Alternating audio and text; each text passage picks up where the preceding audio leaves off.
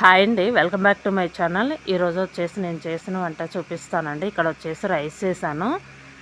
Next ఇటువైపు వచ్చేసి దొండకాయ పెరుగు కర్రీ అండి. అంటే కాయలుగా కట్ చేశాను అనమాట, చిలకలుగా కట్ చేసి వేసాను అనమాట. ఇందులో వచ్చేసి పెరుగు వేశాను.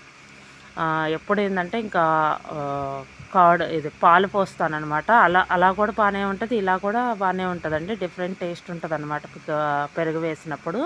ఇక్కడ వచ్చేసి మామిడికాయ పచ్చడి అండి. మళ్ళీ సమ్మర్ కూడా వచ్చిందండి. ఏంటంటే ఇంకా కొత్త పచ్చడి కూడా రాబోతుందనమాట. ఇంకా చానాలు అవుతుందిలే అని చెప్పేసి ఇక బయటికి తీద్దామని చెప్పి తీసానమాట. ఇక్కడ వచ్చేసి చాలా జాగ్రత్తగా వాడాల్సి వస్తుందండి. ఎందుకంటే ఇంకా అంటే సంవత్సరం మొత్తం రావాలి కదా, అయిపోతుందేమో అన్నట్టు అనిపిస్తుంది. ఇక్కడ వచ్చేసి కర్డ్ అనమాట.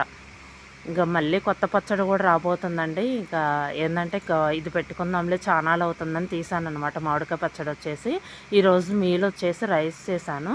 నెక్స్ట్ ఇక్కడ వచ్చేసి మామిడికాయ పచ్చడి, ఇక్కడ వచ్చేసి దొండకాయ పెరుగు కర్రీ అండి. ఇది వచ్చేసి ఈరోజు మీల్ వచ్చేసి రైసు, మామిడికాయ పచ్చడి, దొండకాయ పెరుగు కర్రీ. చాలా బాగుంటుందండి దొండకాయ కర్రీ వచ్చేసి.